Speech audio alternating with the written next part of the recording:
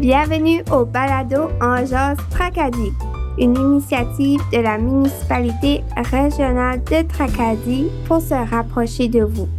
Pourquoi un balado? Parce que derrière chaque projet, chaque décision et chaque événement, il y a des gens, des idées et une volonté sincère de faire grandir notre communauté. C'est une nouvelle façon de vous tenir informés. Installez-vous confortablement. Bonjour Jean-Paul. Bonjour. Donc, merci beaucoup d'avoir accepté l'invitation pour le premier balado de la municipalité régionale de Tracadie. Donc, on va commencer avec des questions un peu plus générales. Premièrement, on va parler de la vision.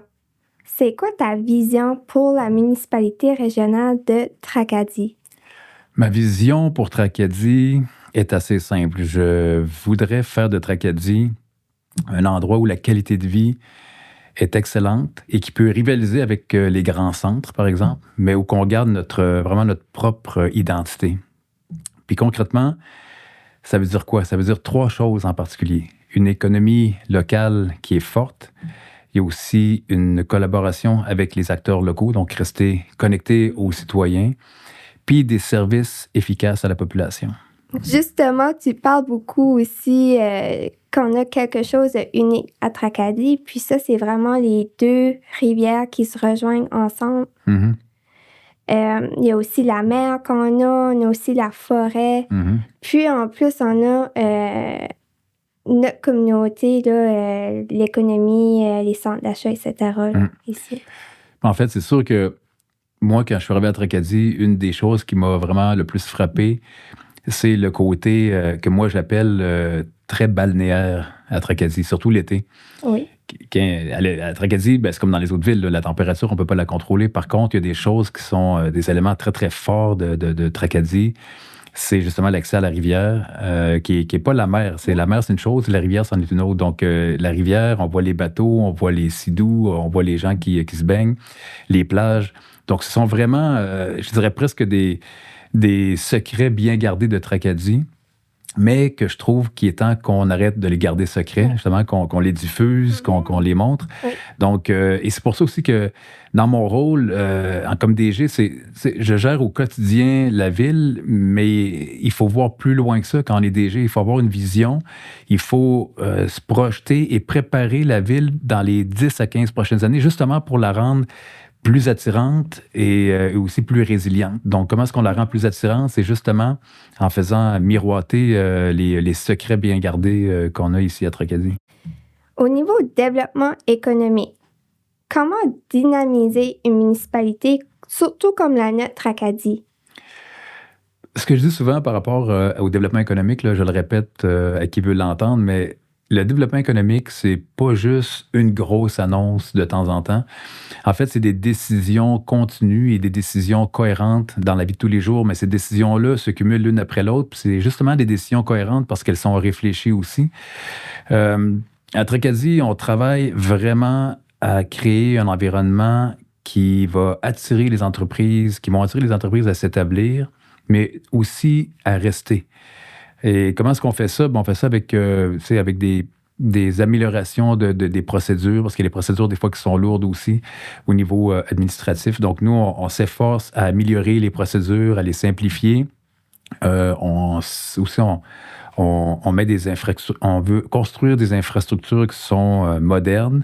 C'est pas toujours évident parce qu'on a un parc immobilier qui est assez vieillot. Là. On le voit avec le pont, on le voit avec la piscine, on le voit aussi avec l'aréna. Donc, on a ces défis-là. On arrive à une époque où tout ce qui a été construit il y a 60, 70 ans commence à tomber en lambeaux. Donc, on a ce défi-là, l'administration actuelle, de gérer ça, ce que d'autres administrations qui nous ont précédés n'avaient pas ces défis-là au niveau des infrastructures. Mais l'autre élément aussi au niveau du développement économique, c'est aussi l'étroite collaboration avec nos acteurs locaux. J'en parlais tantôt, mais les acteurs locaux sont importants, puis on doit toujours être proche d'eux autres. Mais surtout, c'est de miser sur nos forces Et nos forces, il y en a plusieurs, mais je peux en nommer quelques-unes. C'est notre territoire, justement. À Tracadie, on est extrêmement bien placé, autant au niveau de la péninsule qu'au niveau géographique, proche de l'eau, avec les rivières. Justement, on en parlait tantôt, donc on a des forces. Notre communauté, de façon générale, on a des gens qui sont très résilients à Tracadie, qui sont très proactifs aussi, puis qui ont une belle vision de ce qu'ils veulent de la ville. Et aussi notre capacité à innover à Tracadie, qui est très importante. Excellent. Tu parles aussi beaucoup d'entreprises, mais aussi les familles, les jeunes familles aussi, qu'on travaille beaucoup à attirer, mais aussi qui restent avec nous. Oui, exact. Parce qu'une chose, c'est l'attractivité. Donc, on veut une ville attractive, donc on veut attirer des gens. Puis des fois, les gens me posent la question, pourquoi est-ce qu'on veut attirer des gens aussi? C'est justement pour dynamiser la ville, pour la rendre dynamique, autant au niveau économique qu'au niveau familial, que même au niveau des spectacles, au niveau des événements. C'est très important parce que sinon, qu'est-ce qui arrive? On l'a vu dans le passé dans d'autres municipalités. Les municipalités qui n'investissent pas dans leur dynamisme, ils finissent par pratiquement disparaître ou devenir des villes fantômes. On perd des services.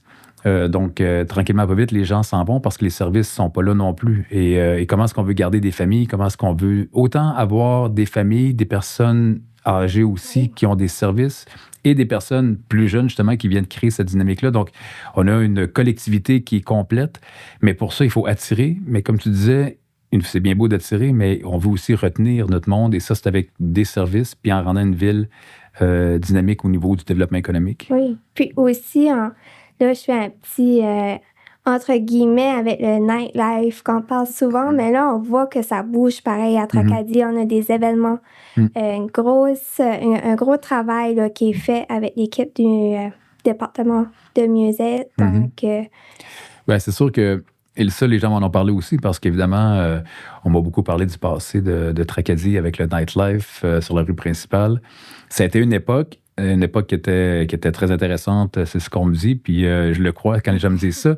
Mais c'est sûr que la raison pour laquelle aussi que cette période-là est tombée, c'est que c'est par plein de variables externes qu'on ne contrôle pas, comme par exemple l'arrivée d'Internet, l'arrivée des médias sociaux, et aussi la génération actuelle n'a pas la même mentalité, la même culture que les générations qui les ont précédées, puis ça c'est normal, ça fait partie de la nature des choses. Par contre, ce qu'on s'est dit à l'administration, c'est que on ne peut pas ressusciter le nightlife de l'époque, mais ça n'empêche pas qu'on peut dynamiser la ville avec la réalité d'aujourd'hui. Puis c'est pour ça qu'on la dynamise de plus en plus en amenant des nouvelles activités, que ce soit, comme on a vu au 31 décembre, le spectacle du 31 décembre. Donc, on s'était dit, on va dynamiser la ville dans une soirée importante. On a aussi apporté des nouvelles activités comme Saveurs du Large, par exemple. Oui. On bonifie au Léo Blond et ainsi de suite, et ainsi de suite. Donc, c'est comme ça qu'on dynamise le nightlife en 2026, je dirais. C'est vraiment... en tout cas, bravo à votre équipe pour votre beau travail. Merci. On va y aller un peu plus d'un côté innovation. Est-ce qu'une municipalité peut vraiment innover? Absolument. Et il faut qu'elle le fasse aussi. Mais l'innovation municipale, c'est pas juste la technologie. On pourrait tout de suite penser que quand on parle d'innovation, on parle de technologie. Mais moi, selon moi, l'innovation municipale, c'est aussi et surtout se poser des questions, comment est-ce qu'on peut mieux faire les choses? Donc, comment est-ce qu'on peut être plus agile comme municipalité? Comment est-ce qu'on peut être plus efficace? Et comment est-ce qu'on peut être plus à l'écoute aussi? Puis à Tracadie, par exemple, on cherche constamment à améliorer l'expérience citoyenne parce qu'on sait que chaque amélioration concrète dans la vie des gens construit aussi une confiance mutuelle entre les citoyens et la municipalité. Oui, exact. Puis on a aussi plusieurs aspects pour justement répondre les citoyens qui ont des questions, que ce soit au niveau de la réception ou même on est beaucoup actifs sur les médias sociaux, même si c'est pas une plateforme nécessairement qui est là pour répondre, mais au moins pour informer les gens, là, qui est vraiment important. Puis ces réponses-là sur les médias sociaux ou même à la réception de l'hôtel de ville et même les formulaires qu'on a mis en ligne aussi, là, qui sont des formulaires pour les plaintes et requêtes, par exemple, Oui. c'est tous des éléments qu'on met en place progressivement justement pour faciliter la vie des citoyens au quotidien. Très bien. Là, on va aller un peu plus dans la gestion des défis parce que comme chaque municipalité ou ville, il y a des défis. Bien sûr. Dans ton rôle, quel est le plus grand défi? Comme DG à Tracadie, je dirais que le plus grand défi que j'ai, c'est l'équilibre. Puis je m'explique. Les citoyens ont toujours des attentes et ont toujours des grandes attentes, même, je dirais, ce qui est tout à fait normal. On est citoyen d'une ville, on a des attentes envers notre ville. Mais les ressources sont limitées à la municipalité. Donc, mon travail à moi, c'est de parfois prendre des décisions difficiles face à cet équilibre-là entre les attentes des citoyens puis le côté limité que j'ai au niveau de mes ressources. Puis dans ces décisions difficiles-là que je dois prendre, je garde toujours une ligne en tête quand même. C'est comment est-ce que je peux prendre des décisions pour maximiser l'impact aux citoyens, maximiser l'impact à la population aujourd'hui, mais sans compromettre demain. C'est vraiment l'équilibre au quotidien avec lequel je dois jongler. Là, au niveau relation avec les citoyens, comment on peut garder la confiance du public? Ça, c'est une bonne question parce que c'est une question qui est délicate. Mais en fait, déjà à la base, la confiance, moi je dis toujours que la confiance, ça se demande pas, ça se construit. Et la façon de construire la confiance avec les citoyens, évidemment, c'est par les mêmes chemins, dans le sens qu'on ne réinvente pas la roue. Là. C'est d'être transparent avec les citoyens, de répondre du mieux qu'on peut aux citoyens dans les plus brefs délais. C'est sûr que dans certains dossiers, il y a des dossiers qui demandent aussi certains éléments de confidentialité. Fait qu'il y a des fois, il y a des éléments, il y a des informations qu'on ne peut pas donner tout de suite. On va pouvoir les donner dans 1 mois ou 2 quand on va avoir passé à travers le dossier ou quand ça va être passé à travers le conseil municipal. Donc, nous, pour construire la confiance avec les citoyens, en fait, on use vraiment de transparence. Les citoyens peuvent appeler à la ville en tout temps. On donne des retours dans les plus brefs délais. Puis ce qu'on explique aux citoyens des fois, c'est que dans certains dossiers, on ne peut pas aller plus loin dans la réponse parce que nous-mêmes, on n'est pas encore rendus à cette étape-là. Donc, les citoyens, pour nous, c'est clair qu'ils peuvent accepter des décisions difficiles, mais ils peuvent les accepter s'ils ont l'explication concrète et justement cohérente de pourquoi on a pris telle ou telle décision. Pour nous, à l'administration, on comprend que les citoyens ne s'objectent pas à toute décision, c'est pas ça, mais c'est sûr que s'il y a des décisions qui sont prises puis qu'ils ne comprennent pas pourquoi elles ont été prises parce qu'elles n'ont pas été bien expliquées, ça, c'est la responsabilité de la municipalité de le faire. Donc, c'est comme ça qu'on construit la confiance, en fait, avec les citoyens. C'est vraiment d'être transparent, d'être à leur écoute et de leur expliquer le pourquoi des décisions qui ont été prises. Au niveau du positionnement régional, quel rôle joue Tracadie dans la région? Tracadie est quand même la municipalité la plus importante au niveau de la population dans la péninsule acadienne. Donc, c'est sûr qu'elle a un rôle clé dans la péninsule acadienne, mais elle a aussi un rôle clé au Nouveau-Brunswick et dans la francophonie aussi au niveau des provinces maritimes, puis je dirais même au niveau du Canada. Donc, j'ose l'extrapoler à ce point-là parce que Tracadie a quand même vraiment une place à jouer très importante. Et Tracadie est reconnu aussi pour être un joueur d'équipe dans la péninsule acadienne. Nous, on ne veut pas travailler en vase clos, on veut travailler justement avec nos partenaires municipaux dans plusieurs projets. Il y a quand même des beaux projets qui s'en viennent, qui sont des projets majeurs pour la municipalité. Et quand on travaille sur ces projets-là, on rencontre justement nos partenaires municipaux, les autres villes, les autres municipalités dans la péninsule acadienne. Puis ce qu'on veut, c'est de construire un projet, justement, souvent des projets qui sont régionaux, qui apportent beaucoup à Tracadie, mais qui vont apporter à toute la péninsule acadienne, en fait. Donc, ça, c'est vraiment la mentalité de l'administration, c'est de travailler en équipe, en collaboration, et que tout ce que nous, on réussit à faire à Tracadie, tous les projets qu'on va réussir à mettre en marche vont être avantageux pour Tracadie, mais vont surtout être avantageux au niveau régional pour toute la péninsule acadienne. Donc, on le voit vraiment, on se voit quand même comme un acteur important au niveau du pôle régional de la péninsule acadienne. Oui, exactement. Il y a beaucoup de projets, oui, à Tracadie, mais il y a aussi des projets qui peuvent se faire au niveau régional, péninsule acadienne. Puis un exemple, c'est la fameuse véloroute là, qui est utilisée très fréquemment très connu de la péninsule acadienne, mais aussi des touristes maintenant. Donc, oui, c'est très populaire, puis on la bonifie constamment, mais ça, c'était vraiment la véloroute, on peut le voir comme un joyau de la péninsule acadienne, dans lequel toutes les municipalités se sont impliquées pour créer ce joyau-là, justement, qui aujourd'hui est utilisé par des milliers de personnes à chaque année. Qu'est-ce qui te distingue comme DG? Je dirais que c'est ma capacité à garder le cap.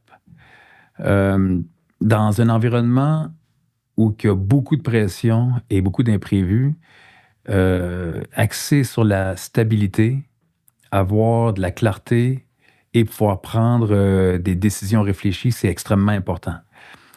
Et tu sais, Jessica, être DG, c'est pas de réagir à tout le temps.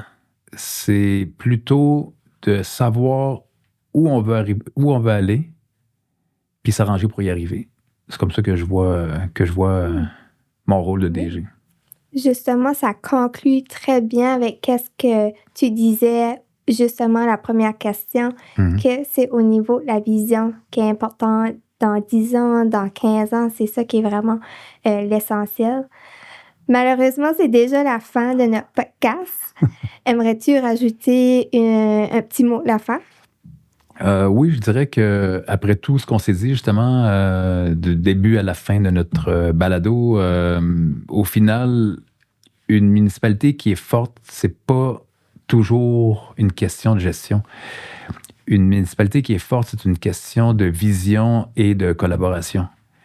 Puis ce que j'aime à Tracadie, c'est qu'on a ça dans le sang, je le vois. Les gens ont ça dans le sang, puis on a tout justement pour y arriver dans 10-15 ans, puis pour avancer ensemble.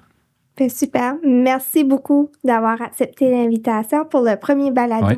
Donc, merci, j'apprécie. Merci, Jessica. Merci d'avoir été à l'écoute. Pour en savoir plus sur nos projets, visitez www.tracadinb.ca.